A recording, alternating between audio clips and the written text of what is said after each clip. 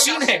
سب سے بڑا یہ معاملہ ہمارے ساتھ ہے کہ لوگ ہمیں اس لیے بے وقوف بناتے ہیں کہ ہمیں عربی زبان نہیں آتی یا ہم اس کو پڑھتے نہیں ہیں۔ سورہ یاسین کتنی مشہور سورت ہے، لیکن جب ان لوگوں نے یہ بات کہی تو ایسا ہوا تھا کہ کسی کا انتقال ہوا تھا بادشاہ کے معتمد کے بچے کا، اور وہ لاش لائی گئی، انہوں نے دعا کی، اور جب دعا کی تو وہ زندہ ہو گیا، اور زندہ ہوا تو اس وقت اس مردے نے جو زندہ ہوا تھا اس نے کہا کہ جب انہوں نے میرے لیے دعا کی میں تو مر چکا تھا۔ تو اس وقت عیسیٰ اللہ کی بارگاہ میں ان کی تائید کر رہے تھے کہ مولا میرے ان 3 بھیجے ہوئے مبلغین کی لاج رکھنا، یہ جو کہیں ان کی بات کو پورا کر دینا۔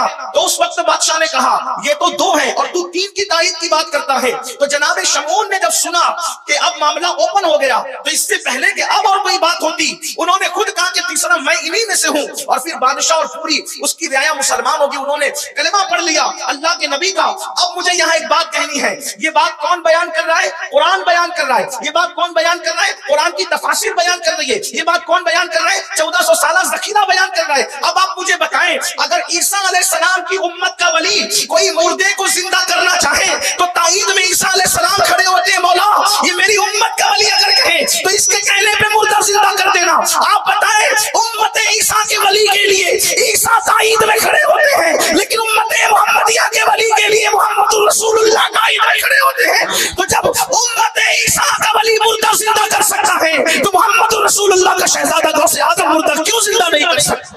نعرہ تکبیر، ہمارا عقیدہ تو یہ ہے۔ نعرہ رسالت، جشن غوث اعظم، سبحان اللہ۔